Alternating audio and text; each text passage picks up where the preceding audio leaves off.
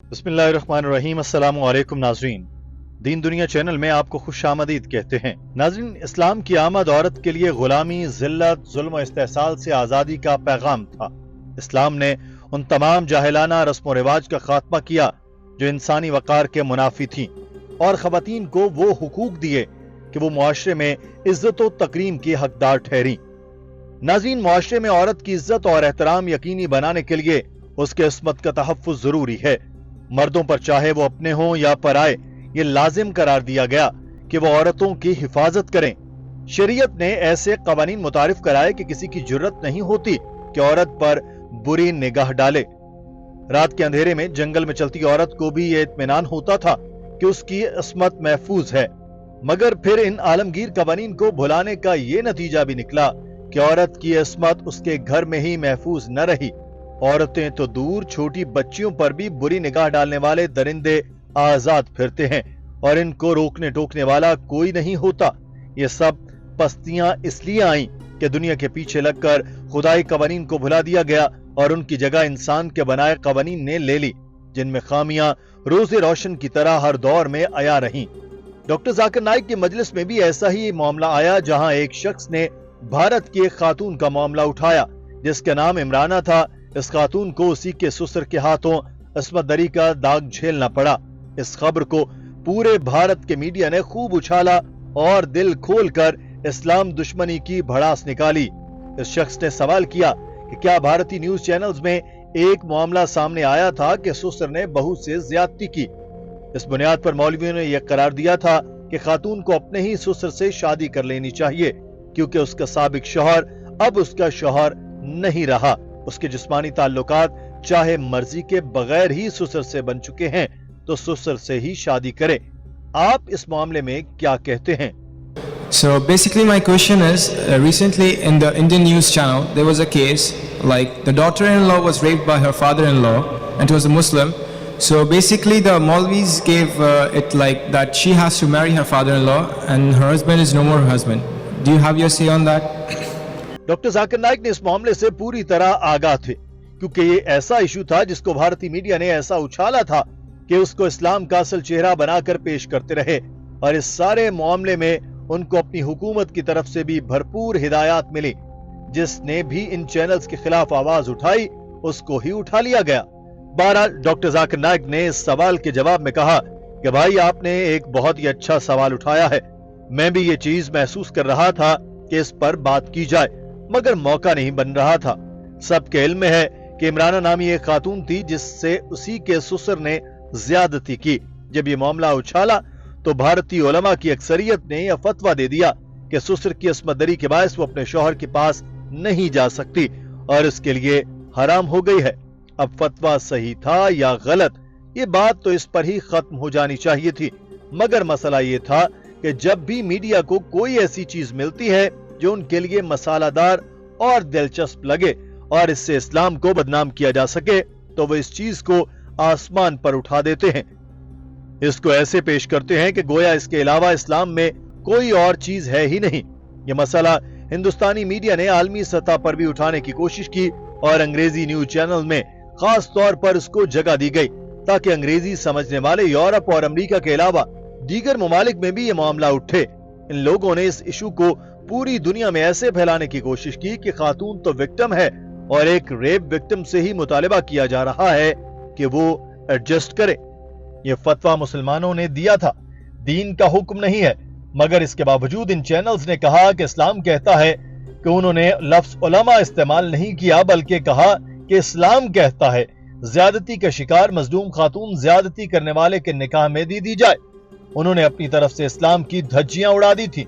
इससे मुझे भी महसूस हुआ कि मुसलमान मीडिया को जवाब देने के लिए बाकायदा तरबियत लेनी चाहिए ताकि इस्लाम के बारे में फैलाई बदगुमानियों को दूर कर सके। She is raped by the father-in-law. She is a victim. But what does Islam say? Instead of supporting her, now Islam is telling she cannot go back to her husband. She is haram for the husband. And they use this news and they blew it out of proportion even till this day today. Again, I always say that if You don't know how to answer the media. The people should be trained. Doctor Zakir Naik ने कहा कि इस्लाम दुश्मनी में पागल in news channels और सियासतदानों ने ये नहीं पूछा कि फतवा सही है या नहीं, बस इस्लाम को रगड़ने में मसरूफ रहे। मगर इससे भी ज्यादा अफसोस की बात यह थी कि मुसलमानों के अंदर गिरोह बन गए और वो कुत्ते और बिल्लियों की तरह एक दूसरे से लड़ रहे थे, यानी कि हम अपने गंदे कपड़े सबके सामने सरेआम धो रहे थे। उलमा का एक गिरोह सामने आ गया और इस फतवे की नफी की, और इससे भी बड़ा मजाक ये था कि उलमा के दोनों ग्रुप एक ही आयत का हवाला दे रहे थे। सूरह निसा की आयत नंबर 22 को लेकर ये दोनों ग्रुप झगड़ रहे थे, जिसका तर्जुमा है कि औरतों से निकाह न करो जिनसे तुम्हारे बाप निकाह कर चुके हैं, मगर जो पहले हो चुका वो मुआफ है। बेशक ये बेहयाई है और गजब का काम है और बुरा चलन है। डॉक्टर साहब ने बताया कि फतवा देने वाले उलमा की अक्सरियत और इसके खिलाफ जाने वालों की अक्सरियत अरबी जबान नहीं जानती। अगर किसी अहले जबान से पूछे तो इसमें वाज़ेह है कि निकाह दो मानों में इस्तेमाल हो सकता है, एक शादी और दूसरा जिनसी मिलाप। उलमा का पहला गिरोह जिसने फतवा दिया वो निकाह का मानी जमा यानी सेक्सुअल इंटरकोर्स ले रहे थे, और उनका कहना था कि कुरान की ये आयत कहती है कि आप अपनी बहन, माँ, खाला, फुफ्फो से जिस्मानी ताल्लुकात नहीं रख सकते। अब जब जिस्मानी ताल्लुक कायम हो गया तो ये रिश्ता खत्म हो गया। गोया वो इस हम बिस्तरी की बात को मुकम्मल नजरअंदाज करके कह रहे थे कि ये रिश्ता ही खत्म हो गया, जो बिल्कुल ही ना समझ आने वाली बात है। वो कह रहे थे कि जिससे आपके बाप ने जिस्मानी ताल्लुकात बना लिए तो इसका हरम का रिश्ता खत्म हो गया और वो अपने शौहर के लिए हराम हो गई, यानी दूसरे लफ्जों में वो इस ज्यादती के शिकार खातून को ससुर के लिए हलाल करार दे रहे थे। उलमा का दूसरा गिरोह जो इस फतवे के खिलाफ था वो कह रहा था कि नहीं, रिश्ता जो हर मजहब में वाज़े करदा है वो खास तौर पर इस्लाम में हर रिश्ते को खोल कर बयान कर दिया गया है। इसकी तफसील बता दी गई। ये रिश्ता कैसे खत्म हो सकता है? ये रिश्ता कायम है और ससुर ने गलत काम किया है तो ये फतवा गलत है। वो खातून ससुर के लिए हलाल नहीं और शौहर के लिए हराम नहीं है। Whoever is giving fatwa that it's haram for the husband is wrong. We are fighting like cats and dogs in front of the non-Muslims. We are washing our dirty linen in public. The joke is that both the groups of scholars are quoting the same verse of the Quran to give a fatwa. And we are fighting like cats and dogs. We should use a hikmah in replying. Point number one. What happened with Imrana was not sexual intercourse, it was zina bil jabr, rape. There's a difference between rape and sexual intercourse. And rape is not called nikah in Arabic. Doctor Zakir Naik ने इन दोनों की सोच पर अफसोस का इजहार करते हुए कहा कि हम मुसलमान आपस में ही कुत्तों की तरह लड़ रहे थे मगर हिकमत इस्तेमाल नहीं की। हालांकि आम आदमी को भी पता है कि ये जना बिल जबर था, यानी जबरदस्ती से ससुर ने बहू के साथ जिनसी ज्यादती की, लिहाजा ये जिनसी मिलाप इसमत दरी के अलावा कुछ नहीं। मगर इस पर बहस शुरू हो चुकी थी जो बिल्कुल ही बेबुनियाद थी। इस पर एक मिसाल से समझते हैं कि अगर कोई गलत बात करे तो इसका एक तरीकाकार यह है कि कैसे बहस करने वाले के ज़हन को बदल सकते हैं। अगर कोई कहे कि 2 + 2 5 होता है तो आप इसको कहेंगे कि ठीक है, मेरे से 2 लाख दिरहम 2 मरतबा ले जो 4 लाख दिरहम बनते हैं, तो फिर इससे वापस मांगे तो 5 लाख दिरहम मांगे। वो शख्स अपने फायदे को मद्देनजर रखते हुए असल हिसाब किताब पर आ जाएगा। तो बहस करने वाले की नफ्सियात के मुताबिक ही उनसे बात करनी चाहिए और उन्हीं की सोच के मुताबिक जवाब देना सही तरीका है। तो जब मेरे साथ किसी ने बहस की कि निकाह का लफ्ज कुरान पाक में जिनसी मिलाप है, तो मैंने उसके सामने आयत पढ़ी कि आप अपनी बहन के साथ मुबाशरत नहीं कर सकते, अपनी खाला, अपनी माँ या अपनी फुप्पो के साथ हम बिस्तरी नहीं कर सकते। और फिर पूछा कि तो क्या इसका मतलब यह हुआ कि कुरान इजाजत देता है कि आप पड़ोसी औरत के साथ या सड़क पर मौजूद किसी भी औरत के साथ हम बिस्तरी कर सकते हैं? तो बहस करने वाला फौरी बोला नहीं, इसकी इजाजत नहीं है। तो मैंने कहा कि क्यों नहीं, अगर आप निकाह का मतलब सेक्स लेते हैं तो कुरान कहता है कि अपनी बहन के साथ हम बिस्तरी न करो। माँ, फुप्पो, खाला और खूनी रिश्तों के साथ हम बिस्तरी न करो।